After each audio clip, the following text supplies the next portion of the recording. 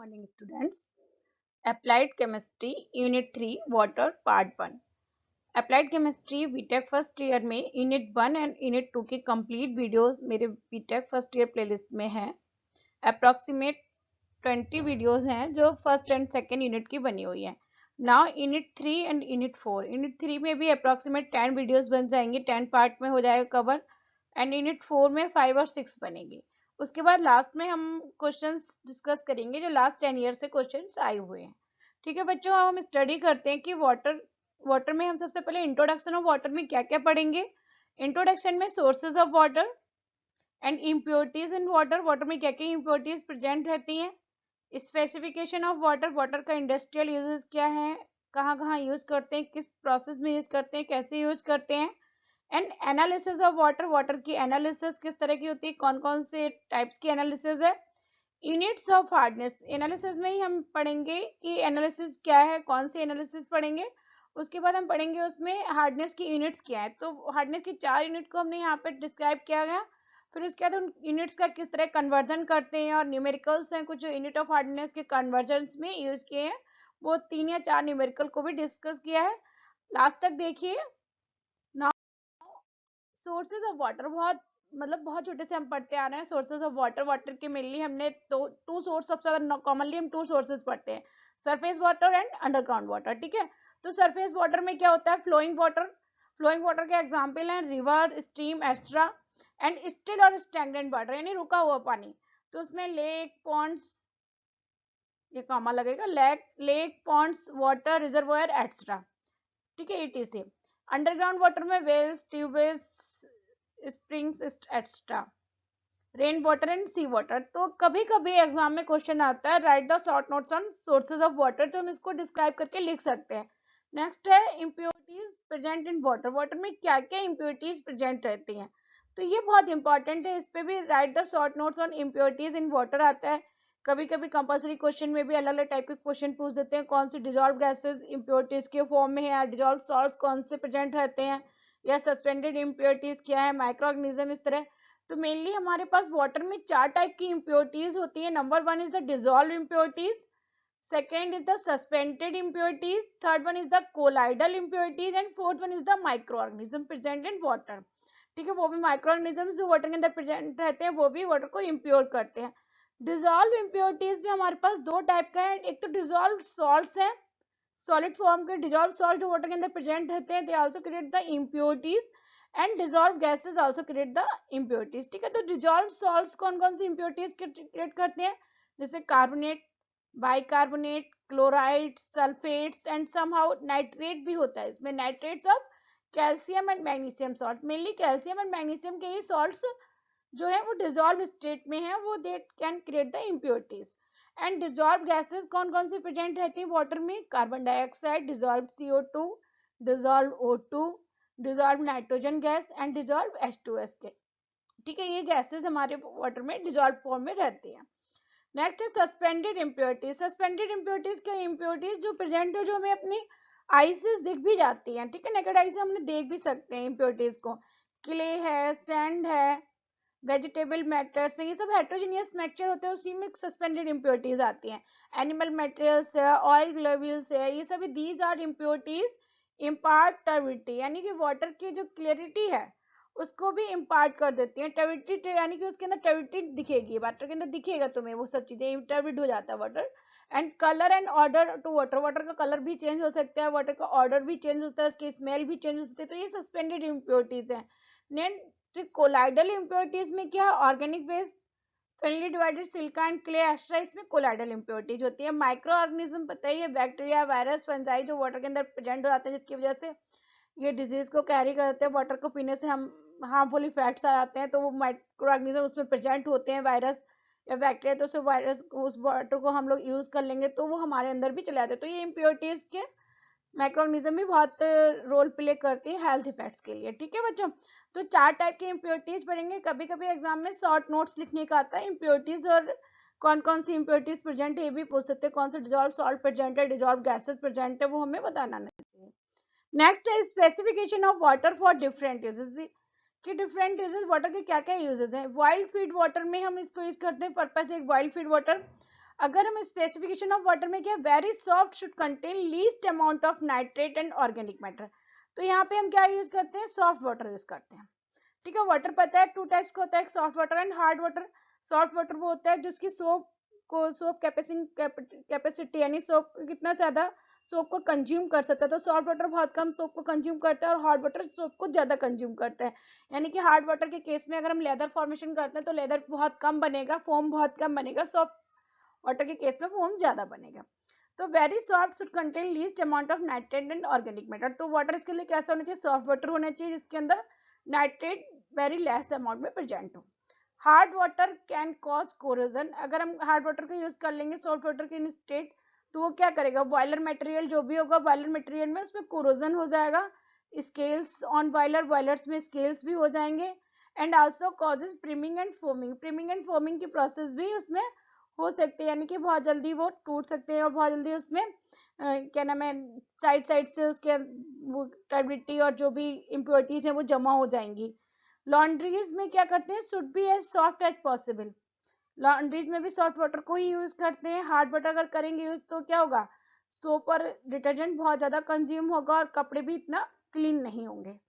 Textiles में क्या करते हैं, टेक्सटाइल यूज में free from hardness causing substances, salt present in water produce insoluble precipitates which stain the clothes and cause uneven dyeing। ठीक है, तो क्या अनइवन डाइंग हो जाएगी और प्रेसिपिटेट भी फॉर्म हो जाते हैं। शुगर इंडस्ट्रीज में फ्री फ्रॉम पैथोजेनिक बैक्टीरिया, यानी कि माइक्रो ऑर्गेनिज्म नहीं होना चाहिए उस वाटर के अंदर। Sulphate and nitrates and free from micro organism, ठीक है, तो वाटर कैसा, free from impurities of micro organism की इम्प्योरिटीज से फ्री होना चाहिए शुगर इंडस्ट्री के लिए जो हम वाटर यूज करेंगे। माइक्रो ऑर्गेनिज्म में decompose sugar partly and anion creates problem on crystallisation, ठीक है, तो क्रिस्टलाइजेशन की प्रॉब्लम को क्रिएट करते हैं वो।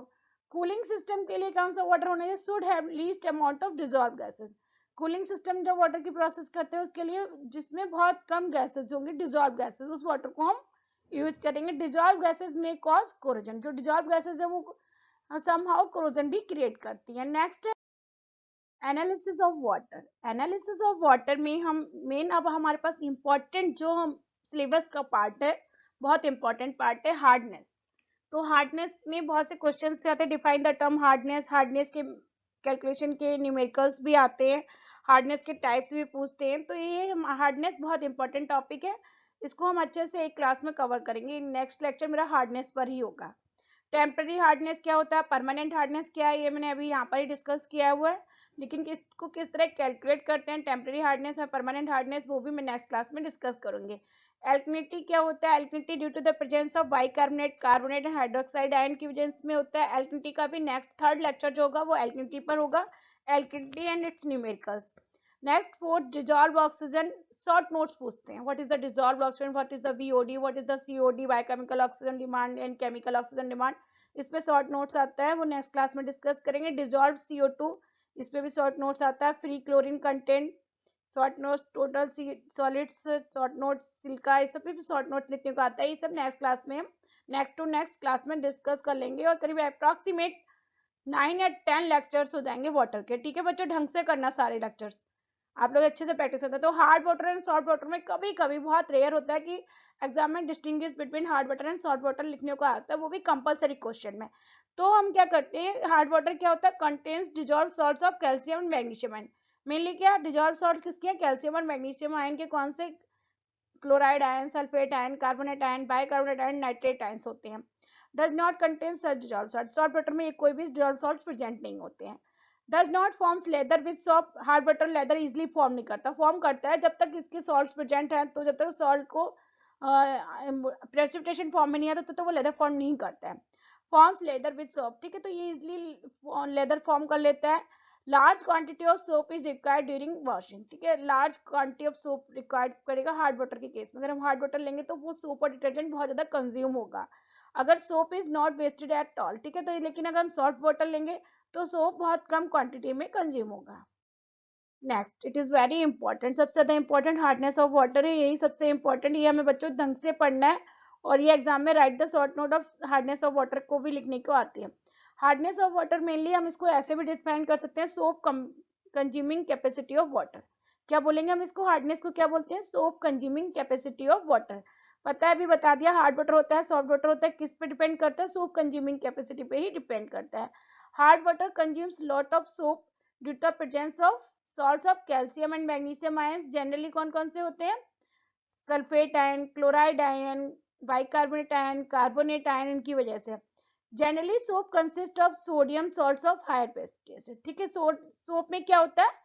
Sodium salts of higher fatty acids होते हैं, like palmitic acid, oleic acid, stearic acid के सोप सॉल्यूशन होते हैं, which are highly soluble in water and exert their cleansing action. और वो वाटर में बहुत इजीली सॉल्युबल हो जाते हैं और क्लींजिंग एक्शन देते हैं। अब देखो, सोप के अंदर ये सोप सॉल्यूशन है, सोप सोडियम स्टीरेट है, उसमें कैल्शियम सल्फेट वाटर के अंदर अगर प्रेजेंट होगा तो ये क्या होगा? इनसॉल्युबल सॉल्ट बना लेगा। इनसॉल्युबल सॉल्यूशन बन जाएगा तो ये प्रेसिपिटेट के फॉर्म में आ जाएगा, तो ये कैल्शियम स्टीरेट प्रेसिपिटेट के फॉर्म में बन गया।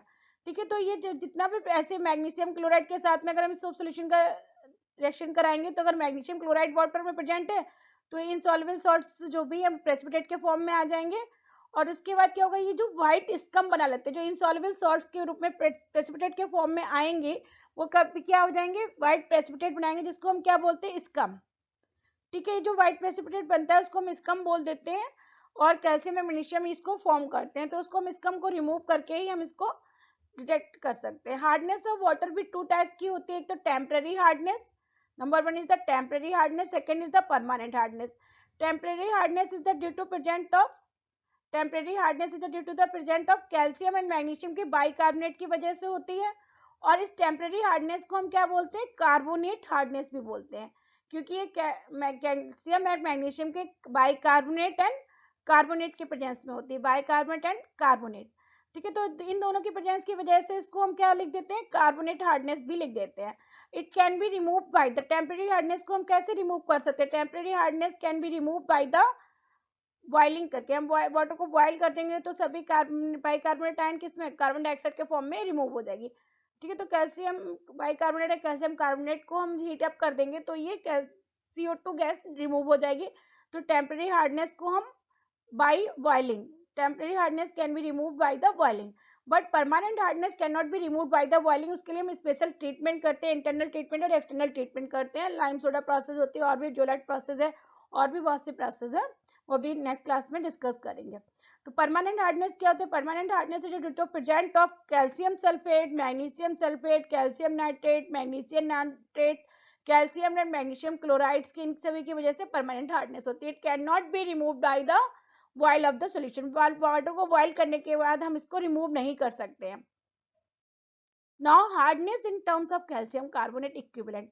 हार्डनेस को कैल्शियम कार्बोनेट के टर्म्स में ही क्यों लिखते हैं? कि हार्डनेस तो हमें वाटर के अंदर और भी सॉल्युबल सॉल्ट्स प्रेजेंट है, बट कैल्शियम कार्बोनेट के टर्म में ही हम हार्डनेस को मेजर करते हैं। इसके दो रीजन है। हार्डनेस को मेजर करने के लिए हम कैल्शियम कार्बोनेट इसलिए लेते हैं, तो इसका जो मॉलिक्यूलर वेट है जो 100 होता है, इसकी वजह से हम इसको बहुत इजीली कैलकुलेट कर सकते हैं। तो फर्स्ट तो ये थिंग हो गया, इट कैन 100 हम इसलिए लेते हैं क्योंकि ये बहुत जल्दी कैलकुलेट करते हैं। दूसरा इसका रीजन ये है कि जो मोस्ट इंसॉल्युबल सॉल्ट है, सबसे ज्यादा प्रेसिपिटेट यही कैल्शियम कार्बोनेट ही बनाता है, तो सबसे ज्यादा ट्रीटमेंट प्रोसेस में इसको यूज करते हैं, तो ये इंसॉल्युबल सॉल्ट को मेजर कर सकते हैं। इसलिए दो रीजन है, इसके लिए हम इसको लेते हैं। Number of salts can cause hardness such as bicarbonate, carbonate, sulphates, chlorides of calcium and magnesium. To compare the hardness of different sample of water, it would be easier if the hardness of different salt can be expressed in term of single salt. ठीक है, हम जैसे बहुत सारे salt present है तो हम हर एक सॉल्ट से उसकी हार्डनेस निकालेंगे। इसको कंपेयर करना हमारे लिए थोड़ा टिपिकल टास्क होगा, इसलिए हम क्या करेंगे, उसको एक ही सिंगल सॉल्ट के एक्सप्रेशन से उसको मेजर कर सकते हैं, वो इजी रहता है। तो the reason of choosing calcium carbonate as the standard for calculating hardness of water is due to the its molecular weight, अभी जो बताया 100 होता है, which makes the mathematical calculation easier, and it is the most insoluble salt. ठीक है, और ये बहुत insoluble salt है, thus can be easily precipitated in water treatment process, बहुत जल्दी water treatment process में इसको यूज करते हैं।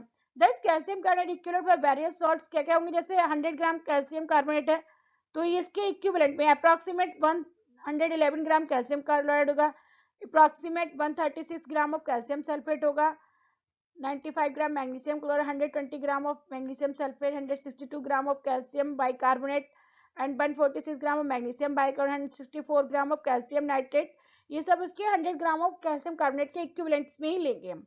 Thus to convert various hardness causing salt into calcium carbonate equivalent के टर्म्स हम लेंगे तो हम क्या फॉर्मूला लगाएंगे, इक्विवेलेंट्स ऑफ कैल्शियम कार्बोनेट को निकालने का फॉर्मूला होता है इक्विवेलेंट्स, यानी इक्विवेलेंट्स ऑफ कैल्शियम कार्बोनेट, यानी इसके कोई भी सॉल्ट्स हो सकते हैं, मास ऑफ द सब्सटेंस जो भी गिवन होगा upon equivalent weight of substance into equivalent weight of calcium carbonate लेंगे। ठीक है बच्चों, ये फॉर्मूला में ध्यान रखना, मास of the substance upon equivalent weight of the substance, जो भी सॉल्ट दिया होगा उसका equivalent weight into multiplied by the equivalent weight of the calcium carbonate. ये हमें फॉर्मूला में याद रखना है इक्विवेलेंट्स ऑफ कैल्शियम कार्बोनेट को निकालने के लिए। ठीक है, तो इक्विवेलेंट ऑफ कैल्शियम कार्बोनेट हम निकाल सकते हैं इससे।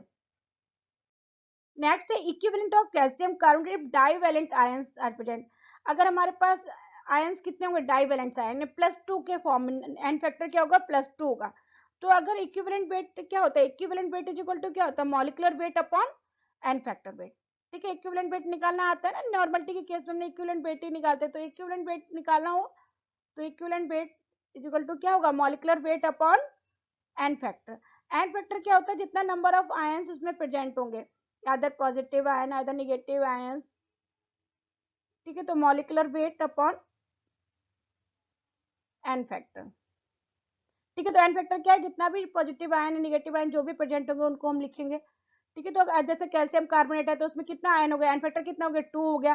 कैल्शियम बाई कार्बोनेट है तो उसमें भी एन फैक्टर 2 हो गया। मैग्नीशियम बाई कार्बोनेट है उसमें एन फैक्टर 2 हो गया। कैल्शियम सल्फेट है उसमें एन फैक्टर 2 हो गया। मैग्नीशियम क्लोराइड है उसमें एन फैक्टर 2 हो गया। कैल्शियम क्लोराइड है उसमें एन फैक्टर 2 हो गया। कैल्शियम नाइट्रेट है उसमें भी एन फैक्टर 2 हो गया। ठीक है, तो हमें इस एन फैक्टर को अकॉर्डिंग हम इक्विवेलेंट वेट को निकाल सकते हैं। तो अगर इक्विवेलेंट वेट में दोनों एन फैक्टर 2 होगा, सपोज डाइवेलेंट आयंस होंगे, तो हम वही फॉर्मूला लगाएंगे equivalent weight of calcium, equivalents of calcium carbonate निकालने के मास of the substance upon equivalent weight of substance into equivalent weight of calcium carbonate. ठीक है, तो हम यहाँ पे इक्विवेलेंट ऑफ कैल्शियम कार्बोनेट ले पाए, मास of the substance, equivalent weight क्या है, molecular mass of the substance upon 2, क्योंकि एन फैक्टर कितना निकल के आया, 2 निकल के आया, into equivalent weight of calcium carbonate में भी एन फैक्टर कितना है, 2 है, तो 100/2 कर देंगे। 2 से 2 कैंसिल करने पे अगर डाइवेलेंट आयन है तो डाइवेलेंट आयन का हमारा ये निकले क्या, मास of the substance upon molecular mass of the substance into 100, ये इसका इक्विवेलेंट्स ऑफ कैल्शियम कार्बोनेट निकल आएगा। ठीक है, तो इक्विवेलेंट्स ऑफ कैल्शियम कार्बोनेट को हम निकालना आना चाहिए, कैलकुलेशन में हम इसका यूज करते हैं। यूनिट्स ऑफ हार्डनेस, हार्डनेस की यूनिट्स क्या क्या है, हार्डनेस की 4 यूनिट्स हैं, parts per million, milligram per litre, Clark, degree Clark बोलते हैं इसको, एंड डिग्री फ्रेंच। ठीक है, parts per million is the parts of calcium carbonate equivalent hardness पर 10⁶ पार्ट्स ऑफ वाटर। ठीक है, पीपीएम का मतलब है per 10⁶ parts of water, ppm parts per million 10⁶ parts of water.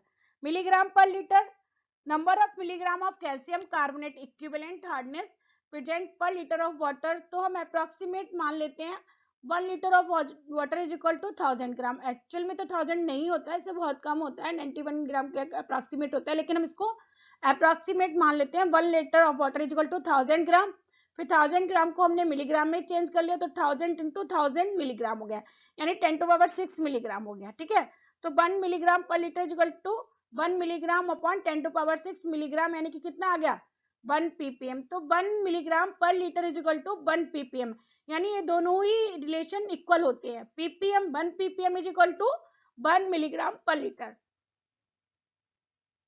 Next degree Clark is equal to 1 parts of 1 degree Clark is equal to, ये degree है यहाँ पर, ठीक है, डिग्री के टर्म में लिखना, 1 degree Clark is equal to 1 parts of calcium carbonate equivalent hardness per 70,000 parts of water.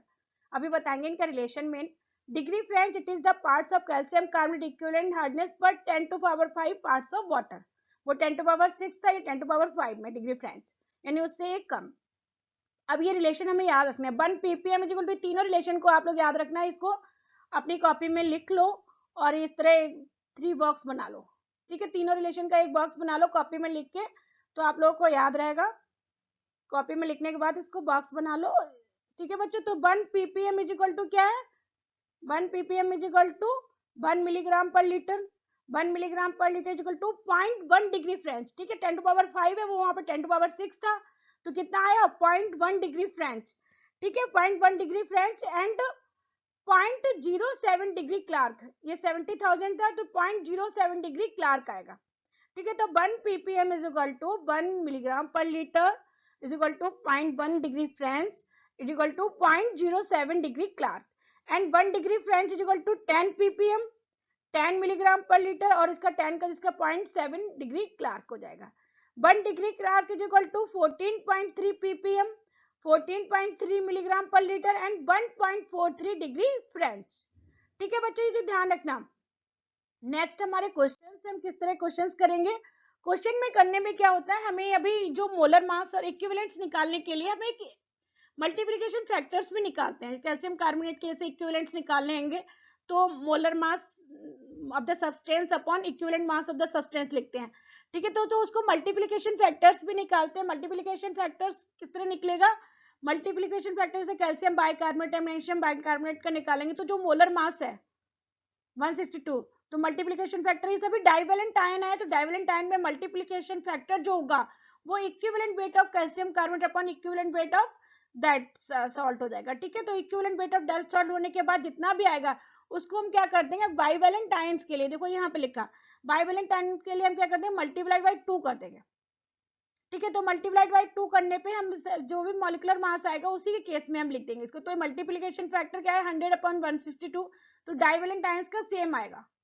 अगर हमारे पास केस ये है Al2SO43, बच्चों ध्यान समझना, Al2SO43 में एन फैक्टर कितना है 6, Al2 है ना प्लस के 3 है, तो कितना हो गया एन फैक्टर इसका, Al प्लस 3 लिखेंगे तो हम एन फैक्टर कितना आएगा इसका,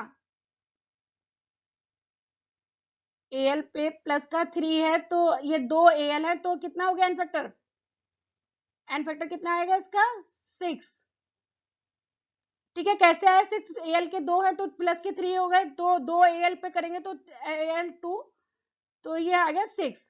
या सल्फेट के 3, सल्फेट पे भी देख सकते हैं जितना पॉजिटिव आयन होगा उतना ही निगेटिव आयन होगा, तो सल्फेट पे -2 है तो -2 के 3 बार करेंगे तो -2 -4 -6 हो जाएगा, ठीक है। तो यानी कि 6 इसका एन फैक्टर है। तो equivalent weight of calcium carbonate upon equivalent weight of aluminium sulphate लिखेंगे, तो 100/2 और 342/6 लिखेंगे। तो लिखने के बाद कितना है 50/57 आया। फिर हम क्या करते हैं कि हमें मेनली क्या करना है, यहाँ पे कैल्शियम कार्बोनेट को 100 के टर्म्स में लेंगे तो वो हमारे लिए इजी रहता है। तो हम क्या करें, कैल्शियम कार्बोनेट को 100 के टर्म में लेने के लिए हमने क्या किया, यहाँ पे न्यूमरेटर और डिनोमिनेटर दोनों में 2 से मल्टीप्लीकेशन कर दिया। 50/57 आया था ना, इसमें 2 दोनों से मल्टीप्लीकेशन करने के बाद हमारा क्या आया 100/114। देखो यहाँ पे एल्युमिनियम सल्फेट के केस में मॉलिक्यूलर वेट 342 दिख रहा है और यहाँ पे क्या आएगा 100/140। बच्चों देख लेना, इसमें कंफ्यूज मत होना, क्योंकि क्लास में बच्चों ने पूछा था ये कंफ्यूजन, तो मैंने इसलिए यहाँ पे क्लियर कर रही हूँ। क्योंकि जो मॉलिक्यूलर वेट हम निकालते हैं तो हमें ये जो टर्म्स लिखे हैं ये सब टर्म मल्टीप्लिकेशन फैक्टर वो हमें इक्विवेलेंट वेट के टर्म में ही लिखने हैं, लेकिन जब हमें क्वेश्चन को इजी करने के लिए हमें इक्विवेलेंट टर्म में हमें 100 पुट करना है, इसलिए हम मल्टीप्लाइड बाई 2 दोनों साइड न्यूमरेटर एंड डिनोमिनेटर दोनों में 2 का मल्टीप्लिकेशन करते हैं तो 100/114 आ जाता है, ठीक है। तो हम इस तरह कर देते हैं, हमें इक्विवेलेंट के टर्म्स में ही लिखना है, ठीक है बच्चों। अगर ये हमारे पास डाइवेलेंट आयंस है तो molecular weight upon molecular mass वही सेम आ जाएगा। अगर हमारे पास ये डाइवेलेंट के अलावा 6 फैक्टर वाला है तो हम इस तरह कर लेंगे। अगर इन केस हमारे पास मोनोवेलेंट आयंस है, bicarbonate ion, carbonate ion, hydroxide ion, ये सब मोनोवेलेंट आयन है, तो उसमें हम क्या करेंगे equivalent weight of 2 into equivalent weight of calcium carbonate लिख के 2 into equivalent weight of monovalent substance लिखेंगे। तो मोनोवेलेंट का इक्विवेलेंट वेट और मॉलिक्यूलर वेट सिमिलर होता है, तो हम क्या करेंगे, जैसे बाइकार्बोनेट का हमारे पास मॉलिक्यूलर वेट कितना है 61, तो बाइकार्बोनेट का इक्विवेलेंट वेट भी 61 है, तो हम 100/61 इंटू 2 लिख देंगे, ठीक है बच्चों। 100/61 इंटू 2 लिखेंगे। इसी तरह कार्बोनेट आयन में 100/60 इंटू 2 लिखेंगे, नहीं कार्बोनेट में तो 2 है, सॉरी 100/60 लिखेंगे। हाइड्रोक्साइड आयन में लिखेंगे 100/17 इंटू 2। इस तरह सोडियम एल्यूमिनेट जो है उसमें भी 100/82 इंटू 2, ठीक है। तो ये 82 इंटू 2 यहाँ पे किस लिए आया, क्योंकि हमें equivalent weight of calcium carbonate 2 into equivalent weight of monovalent substance को रखेंगे, ठीक है। तो बच्चों ये क्लियर हो गया। यहाँ पे इसको टेबल को देख के आप कंफ्यूज मत होना, क्योंकि यहाँ पे 342 और यहाँ पे 114 14 है। मल्टीप्लीकेशन फैक्टर में किस तरह आया ये मैंने यहाँ पर समझा दिया। इसी तरह यहाँ पे जो मोनोवेलेंट आयंस होंगे उसमें इंटू 2 लिख देंगे नीचे। क्यों लिख देंगे? क्योंकि हमें 100 के टर्म में लिखना है। Calcium solve numerical of hardness and inter conversion of units. ठीक है, बहुत इंपॉर्टेंट है। इसमें सभी डिग्री क्लार्क में calcium carbonate, magnesium sulphate, calcium sulphate, Fe2O3, MgCl2 and SiO2 दिया हुआ है डिग्री क्लार्क में। अब हमें इन सभी को यानी किसमें निकालना? कंपोजिशन इन पीपीएम में। पीपीएम में फाइंड आउट करना। डिग्री क्लार्क में दिया हुआ है तो calcium carbonate 20, calcium sulphate 2, magnesium chloride 4 degree and magnesium sulphate 4। Fe2 और 3 और SiO2 को हम काउंट नहीं करेंगे क्योंकि ये दोनों इसके हमारे पास अनडिजॉल्व्ड सॉल्ट्स में ये दोनों प्रेजेंट्स नहीं होते। ठीक है, तो हमारे पास इम्प्योरिटीज में ये काउंट नहीं होंगे तो हम इनके परसेंटेज को नहीं मेजर करेंगे। ठीक है बच्चों, इसको ध्यान रखना है, इन दोनों को नहीं निकालेंगे। अब मल्टीप्लीकेशन फैक्टर निकाला तो सभी हमारे पास क्या है? बाइवेलेंट आयंस ही है। तो हम मल्टीप्लीकेशन फैक्टर में 100 अपॉन उसका मॉलिक्यूलर मास ही आ जाएगा। 100, 100 अपॉन 136, 100 अपॉन 95, 100 अपॉन 125। ठीक है, क्योंकि ये सभी बाइवेलेंट आयंस है तो भी बताया कैल्शियम कार्बोनेट का इक्विवेलेंट अपॉन बाइवेलेंट आयंस का मल्टीप्लिकेशन फैक्टर निकालता था, पीछे सिखाया था। अब कैल्शियम कार्बोनेट इक्विवेलेंट्स अगर हम निकालेंगे तो इक्विवेलेंट्स निकालने के लिए क्या था formula? Mass of the substance. ठीक है, mass of the substance upon molar mass of the substance into equivalent weight of the calcium carbonate. ठीक है, तो मास ऑफ द सब्सटेंस और equivalent weight of calcium carbonate इन सभी को 100 upon 100 into 20 करेंगे तो 20 आ जाएगा। 100 अपॉन 136 इंटू 2 करेंगे तो कैल्शियम कार्बोनेट इक्विवेलेंट्स कितना आएगा? 1.47। 100 अपॉन 95 इंटू 4 कर देंगे। ठीक है, इसके इंटू 4 करने पे क्या आ जाएगा हमारे पास? कैल्शियम कार्बोनेट इक्विवेलेंट्स कितने आएंगे? 4.21। 100 अपॉन 125 इंटू 4 करेंगे तो कैल्शियम कार्बोनेट के इक्विवेलेंट्स कितने आ जाएंगे? 3.33। तो ये इक्विवेलेंट्स आ जाएंगे। इसको हम अपॉन लिखने के बाद मल्टीप्लिकेशन फैक्टर में इसको अपॉन लिखने के बाद, और ये हमारे पास सारे बाइवेलेंट आयंस थे तो सबका मॉलिक्यूलर मास के टर्म पे ही हमने ले लिया क्योंकि सब में न्यूमरेटर डिनोमिनेटर दोनों में 2 से मल्टीप्लाई कर देंगे ना। तीनों को हम सभी को ऐड कर लेंगे तो टोटल हमारे पास टोटल हार्डनेस निकल आएगी 20 + 1 + 4.27 3.3। तीनों को ऐड करने के बाद टोटल हार्डनेस पूछा गया था। टोटल हार्डनेस में ये तीनों इन्वॉल्व है चारों, तो हमारे पास 29.01 डिग्री क्लार्क आया। अब इसको हम पीपीएम में चेंज करेंगे तो 1 degree Clark is equal to 14.3 ppm होता है। तो 14.3 पीपीएम को इससे मल्टीप्लाई कर देंगे तो आंसर कितना आ गया? 414.84 पीपीएम। ठीक है बच्चों, में ये चीज ध्यान रखना। अगर इसी क्वेश्चन में टेम्पररी हार्डनेस और परमानेंट हार्डनेस पूछे तो टेम्पररी हार्डनेस पहले हम अलग निकालते हैं कार्बोनेट के, फिर परमानेंट हार्डनेस निकालते हैं। अभी नेक्स्ट क्वेश्चन में समझाया इसको। ये क्वेश्चन है सेकंड है, calculate the total hardness of water in degree French and degree Clark. दोनों में निकालना है, डिग्री फ्रेंच में भी निकालना है, डिग्री क्लार्क में भी निकालता है। From the following analysis of water sample. Magnesium bicarbonate 20.8 milligram per litre में दिया हुआ। ठीक है, मैग्नीशियम नाइट्रेट इतना दिया, मैग्नीशियम क्लोराइड इतना दिया, मैग्नीशियम सल्फेट इतना दिया हुआ है। तो कैलकुलेशन में सबसे पहले हमें क्या लिखना है? अमाउंट लिखना है। सबका गिवन अमाउंट लिखने के बाद हमें देखना है किस किस का निकाला है किसका नहीं निकाला। कैल्शियम पोटेशियम क्लोराइड का नहीं निकालना है। पोटेशियम क्लोराइड का क्यों नहीं निकालना? क्योंकि ये इसकी इम्प्योरिटीज क्लियर नहीं करता है। ठीक है, तो पोटेशियम क्लोराइड को हम मेजर नहीं करेंगे यहाँ पे। मल्टीप्लिकेशन फैक्टर निकाल लेंगे। ये सभी अब देखना है, सभी हमारे पास बाइवेलेंट ही आयन है। मैग्नीशियम बाइकार्बोनेट का भी एन फैक्टर 2 है, मैग्नीशियम नाइट्रेट का भी एन फैक्टर 2 है, मैग्नीशियम क्लोराइड का भी एन फैक्टर 2 है, मैग्नीशियम सल्फेट का भी एन फैक्टर 2 है, कैल्शियम कार्बोनेट CaCO3 इसका भी एन फैक्टर 2 है। ये मैं अमाउंट पुट किया गया तो इसको हम इक्विवेलेंट वेट को निकालने के लिए इसमें रखेंगे। मल्टीप्लिकेशन फैक्टर सभी का molecular weight upon molecular wait कर देंगे क्योंकि इक्विवेलेंट वेट इंटू 2 कर देंगे। ठीक है, तो हमारे पास इसी तरह इक्विवेलेंट वेट निकालने के लिए तो हमारे पास सेम ही आ जाएगा क्योंकि बाइवेलेंट आयंस है। इसके बाद हम इक्विवेलेंट वेट निकालेंगे 100 अपॉन 146 इंटू 20.8 लिखेंगे। ठीक है, तो हमारा ये इक्विवेलेंट वेट निकलेगा मास ऑफ द सब्सटेंस लिखने के बाद। तो ये कितना निकल के आया? ये निकल के आया 14.2। ठीक है, इसी तरह हम इसको निकालेंगे 100 अपॉन 148 इंटू 28.8, ये आएगा 19.45। 100 अपॉन 95 इंटू 21 तो 22.10। 100 अपॉन 120 इंटू 20 करेंगे तो हमारे पास ये कितना आ जाएगा? 16.67। 21.22 करें तो ये पूरा रेस्ट वैसे ही आ जाएगा। इन सभी में हमें तो टोटल हार्डनेस के लिए सभी को हम प्लस कर देंगे तो टोटल हार्डनेस निकला, लेकिन टोटल हार्डनेस किस फॉर्म में निकली है, मिलीग्राम पर लीटर में, ठीक है। टोटल हार्डनेस किस फॉर्म में निकली है, मिलीग्राम पर लीटर में। अब हम इसको किस में, डिग्री फ्रेंच में भी चेंज करना है और डिग्री क्लार्क में भी। तो 1 डिग्री फ्रेंच में पहले तो टोटल हार्डनेस निकला 93.62 मिलीग्राम पर लीटर।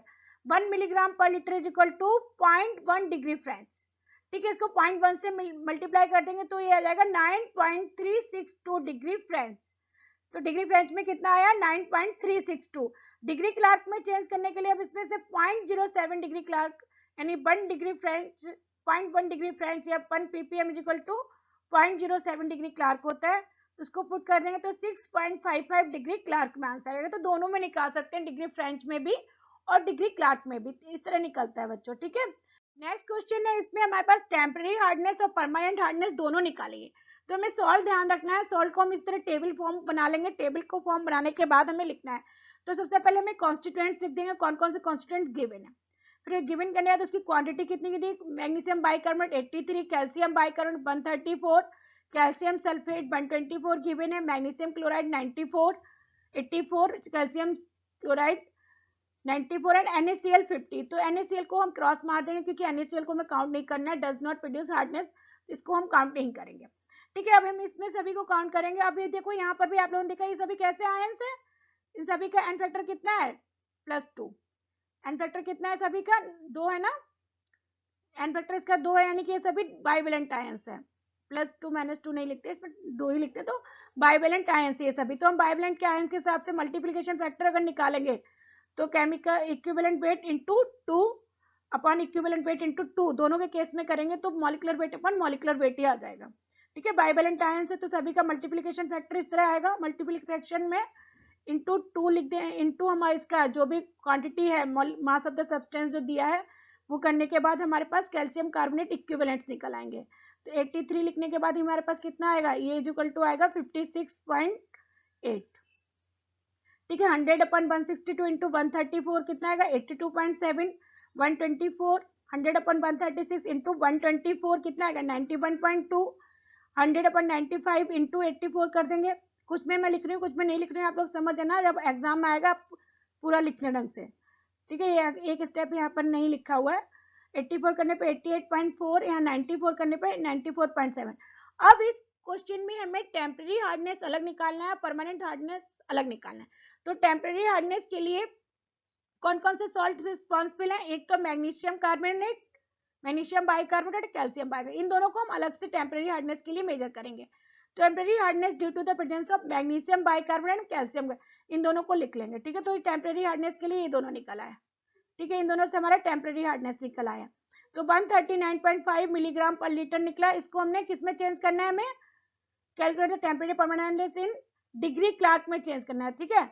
तो 139 ppm निकल गया, ppm milligram per litre same होता है। डिग्री क्लार्क में चेंज करने के लिए 0.07 डिग्री से हमने इसको मल्टीप्लाई कर दिया तो 9.77 डिग्री क्लार्क आ गया।